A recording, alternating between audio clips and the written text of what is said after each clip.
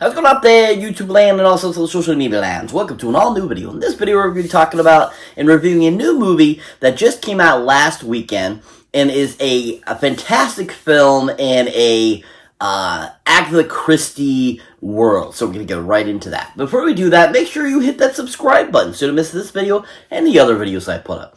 As always, people, if you enjoy my content here on YouTube, definitely check out my other social media platforms such as Twitter, Facebook, Instagram, Patreon, all those great places. I pretty much post on a regular basis, so definitely check those out. As always, people, let's get right into this.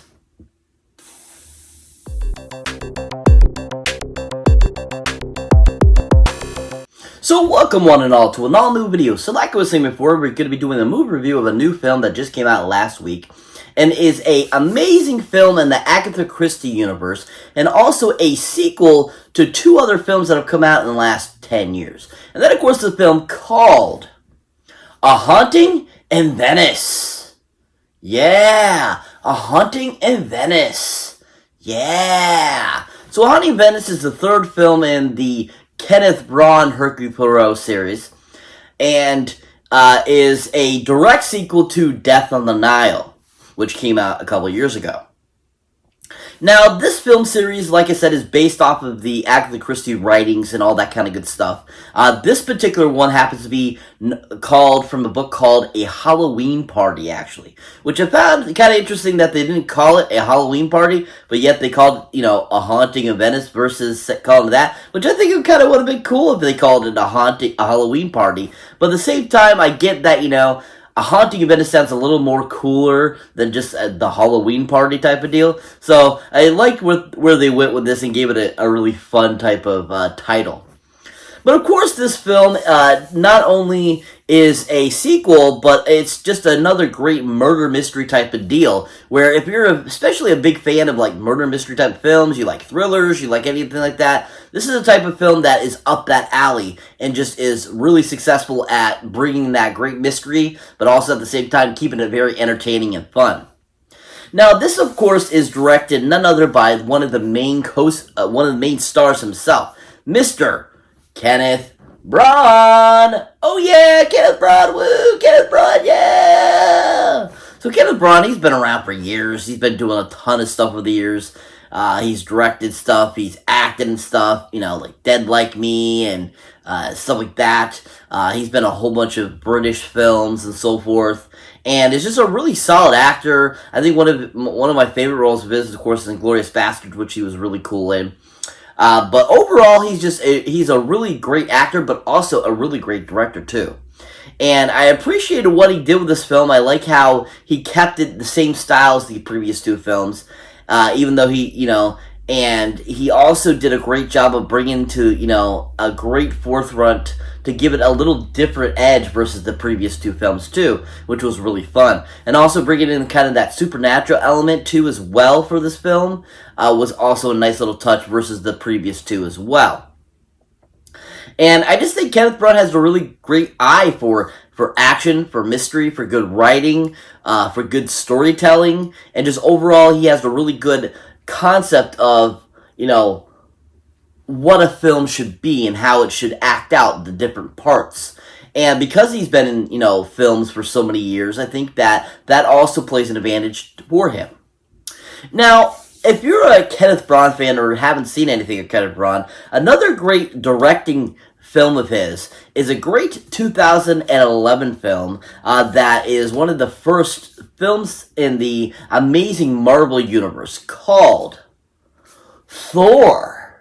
Yeah, Thor. Yeah, so he directed the first Thor film, and I thought he did an amazing job with it. I loved everything he brought to it. I like what he did with it. I like that he gave us this really solid, entry film, kind of origin story type of film.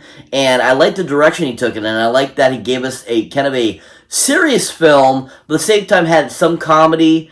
And at the same time, I felt it was very different from the other installments in the film series. And I just liked what he brought to it and gave us a solid, entry film into knowing about the character Thor. Really fantastic directing, had a great eye for all the action in the film, great eye for just storytelling, like I said before. He just really did a great job overall, bringing a really solid film. If you haven't seen anything else Kenneth Branagh has directed, definitely check out his directing performance in Thor. He did a really fantastic job. Now, if you're looking for something of his that he has acted in, which I think is one of his greatest talents. I think he's a great actor. I think it's a little better than his directing, but at the same time, he's a fun character actor. He does a lot of great different characters, which are so much fun. Now, if you haven't seen him act in anything else, or want to see him act in something else that you might not have seen, definitely check him out as a great wizard character in Harry Potter and the Chamber of Secrets. Yeah! Harry Potter and the Chamber of Secrets. Oh my god, he's so awesome in this film. I love him as Gilderoy. He's absolutely freaking hilarious, and he nailed that character. He did an amazing performance with that character. He really brought the great comedy to him. He brought the great seriousness to him. But at the same time, he just brought a great, just how the character is in the book, and I just love what he did with it, and it interacted so well with all the different characters in the film, and I just loved his performance. If you haven't seen Kenneth Branagh act, definitely check him out in Harry Potter 2, Chamber of Secrets. He was really fantastic in it. But overall, I really enjoyed his acting, his directing of A Haunting in Venice, and I think he just did a really great job overall, giving us really solid, story, solid actions when it needed it, a solid performance in the film as Hercule Poirot, which I think he is one of my favorite Hercule Poirots of all time. He just is fantastic as a character. We've had other solid Hercule Poirots, Albert Finney, and, more recent we had, the actor that was in Executive Decision. I always forget his name, but he's fantastic as Hercule Poirot too. But Kenneth Branagh's Hercule Poirot is just really amazing. And I love the accent. I love everything about it. I just think it's a really fantastic performance. And he did it so beautifully while directing the film. If you haven't seen Kenneth Branagh in anything recently, definitely go check him out in A Haunting of Venice for his directing and his acting. He did a really superb job. So this film has a really great cast, amazing actors and actresses that have done great films over the years that are just really great talents and were a great addition to have in these films, or in this film, I should say. So to start us off is none other than one of the main characters herself, Miss Tina Fey. Oh yeah, Tina Fey, woo, Tina Fey, yeah! So Tina Fey, of course, you might recognize, of course, from Saturday Night Live. You might recognize her from Mean Girls. You might recognize her from her writing and so forth over the years. And she is just a really great writer, great comedian, and is always fun to watch in pretty much anything I've seen her in. I think she does a great job. She's always great at doing comedic performances. And, I think that she hasn't done a ton of, serious roles, but mostly has done that. But so this was definitely a different territory for her, I felt. And I wasn't too sure how I was going to feel about her in this film, especially because it was more of a serious role versus her comedic roles, which, like I said, she does a fantastic job at doing comedy. She's really funny, she's always on point, and she just does a really good job. Now, with her performance in this, I was actually impressed. I was really surprised. She still had a little bit of comedic things to her, but overall she was in a very serious role. She did more of a serious, prospect of her character. She did a more serious approach to the character, and I was really surprised that she actually wasn't too shabby. It wasn't as good as her comedy, but at the same time I thought that she still did a great job, and I enjoyed that she took the chance at playing the more serious role and giving us a little taste of what that would be like from her. And I really enjoyed that, she worked really well with all the actors in the film, and she just did a really good job of playing that character off, pretending to not be in the now of what's going on, but at the same time, playing it off like, oh, I'm innocent type of deal. She did a good job, and I really appreciated it. Thought she did a really fantastic job. Now, if you haven't seen her in anything else, definitely check out a great film that came out a few years ago, starring Amy Poehler, called Sisters. Yeah! Sisters. Oh my god, she is absolutely fantastic in this film. Absolutely love her. One of my favorite roles of hers. She plays the sister of Amy Poehler in the film, and she is on point, freaking hilarious in this film. Everything she does in this film is like perfect writing, perfect acting, and just overall just a really great performance in that film. And she correlated off of, Amy Poehler so well, Ike Barinholtz, Tommy Monahan. I mean, they all were so amazing in this film, and she just was on point, so freaking hilarious. And I love like that she played kind of like this off the hinge kind of mother type of character that is usually the party goer, but this time has to be the more serious one, which was really fun. And she just did a fantastic job. If you haven't seen her in Sisters, definitely check her out in that. She was really superb in the film, really amazing role, and just a really great addition to that film. But like I said, thought she did a great job in A Haunting of Venice, really appreciated her, and thought she did a really good job. If you haven't gone seen a new movie in theaters recently, go check out A Haunting of Venice for Tina Fey's performance. Like I said, she did a great job. So that brings me to the next actor I'd like to talk about in this film. That is none other than Mr. 50 Shades of Grey himself, Mr. Jamie Doonan. Oh yeah, Jamie Doonan. Woo, Jamie Doonan, yeah. Now, if I'm saying his last name wrong, I'm sorry. I honestly, I don't think I've ever heard it pronounced. But I do know he is Irish, and he is a fantastic actor, which was proved in a great movie I'll be talking about in a second. But Jamie Doonan has, in A Haunting of Venice, I really enjoyed him. I liked the character he played. I thought that he did a great job of the character. I liked that he played kind of this, worn-torn veteran type of character, but who, loves his son to the depths and will do anything for his son, and he understands that he's messed up, but at the same time he's trying to do right and that stuff. And I thought just Jamie did a great job of bringing that together and giving us a really solid character that he took from the pages of the script and just really played to the T in the film and gave us a really great job. Now, if you haven't seen Jamie in anything else, definitely one of his best performances you gotta check out. It's from a couple years ago, this film. It's a comedy film. And he was absolutely superb in this film, called Barb and Star Visit Del Mar. Yeah, Barb and Star. Yeah. Oh my god. This movie is absolutely perfection comedy.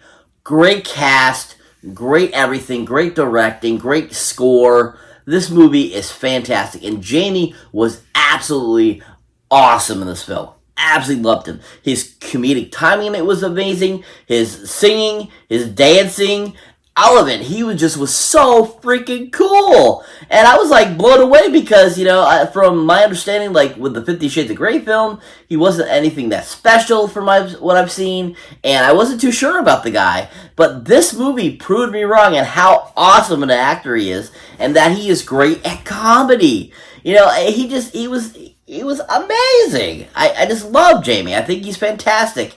And in Barb and Star, he just brings the character full tilt to craziness. It was just superb. If you haven't seen Jamie in anything else besides 50 Shades of Grey, check him out in Barb and Star. He was fantastic. And once again, like I said, I absolutely loved him in A Haunting of Venice. I thought he was great. Thought he made a great performance of this character, bringing it to life from the script.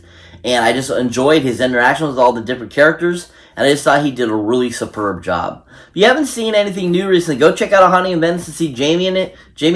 He did a fantastic job. So that brings me to the final actor I like to talk about that was in this film. That really was fun in this film. And that is none other than Miss Michelle Yeoh. Oh yeah, Michelle Yeoh. Woo, Michelle Yeoh, yeah. So, of course, Michelle Yeoh you might recognize from Crouching Tiger, Hidden Dragon, Everything Everywhere All at Once, several things over the years, Memoirs of Geisha, etc., etc. And she is just a really versatile actress. I really enjoy her. I think she can do it all. She's done some comedy, she's done action, she's done drama, she's done, pretty much everything. And she's just a really fantastic actress that has a really fantastic voice. Absolutely love listening to her talk. I think she's got a beautiful voice. And I just enjoy listening to her in any of her roles. Even when she does voiceover roles in animated films, she is just superb at her dialect and just how she sounds. It's really soothing almost to the to the sound, to the feel. And I just think that Michelle has a lot of great talent that is just really fantastic. And I think that she really brought it to the table in this, even though it was a really short role. Now, she plays kind of this, like, supposed psychic in the film, and I love the approach she brought to it. I love that she brought kind of that elegance to how she usually plays her characters, and kind of that sophistication, and kind of like, I'm a very serious woman type of deal. And I enjoyed that. I thought it was a really fun, characterization. And just like Jamie did, I think she really brought that character from what little role she had in it from the script to the screen, and did a really fantastic job, and shows why she won that Oscar last year for her performance in Everywhere All at Once. And I just really appreciated her performance in the film, and I thought that she just was super enjoyable and a great part of the cast. Now, another great movie she was in, I think is one of my all-time favorites of hers, from a few years back in 2007. And this movie is a great sci-fi film, and she just plays a really fantastic character in it, which it's called Sunshine. Yeah, Sunshine. Yeah, this movie absolutely had a fantastic cast.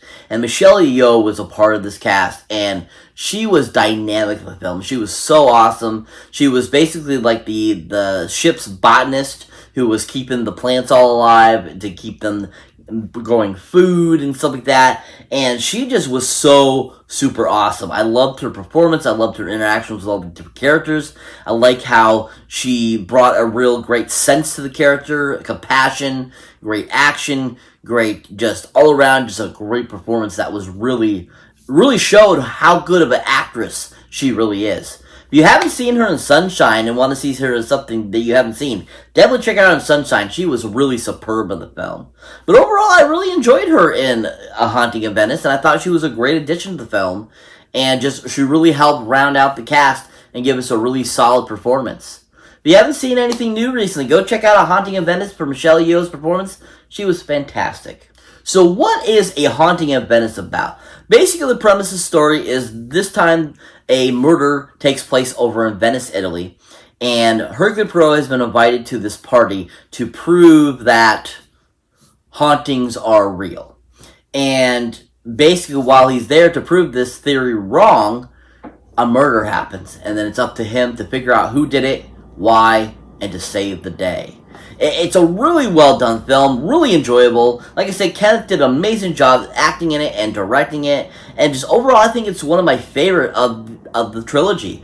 This is just really a great addition to that trilogy. It was so much fun, so exciting. I really enjoyed it, and I just thought it was just super fun and just really well-rounded film that really brought the essence of Agatha Christie back out, which I've always loved those types of films. They're always fun, and I think that was present while this film was made and how the film ended up coming out.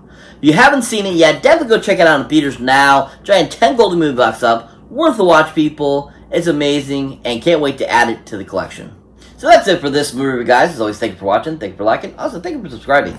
And if this is your first time here or you haven't been before, don't forget to check out any older new videos you might not see mine yet. As always, people, if you enjoy my channel and want to show support for it, definitely check out my other awesome content with the MCU's Bleeding Edge, and also my Patreon page, where you can get all kinds of extra accoutrement you don't get here on my YouTube channel. As always, people, catch you in the next one!